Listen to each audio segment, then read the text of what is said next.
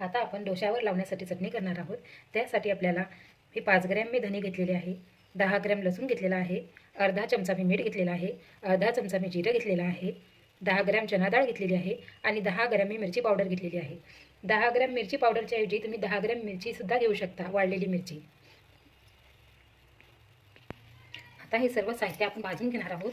त्यासाठी कढईमध्ये थोडंसं तेल टाका, त्यामध्ये लसूण टाकून घ्या, लसूण थोडासा भाजून घ्या।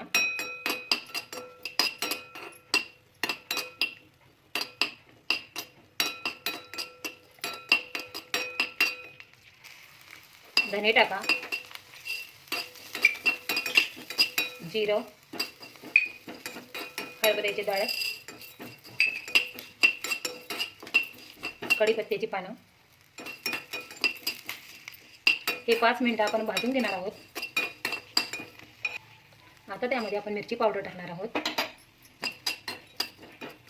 मीठ टाकून घेणार आहोत आणि पाणी टाकून आपण 5 मिनिटांसाठी हे झाकून शिजवून घेणार आहोत।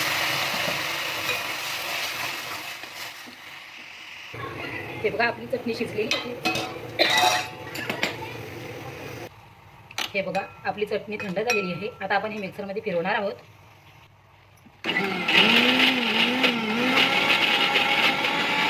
अगदी थोडंसं पाणी टाकून आपण हे वाटून घेणार आहोत।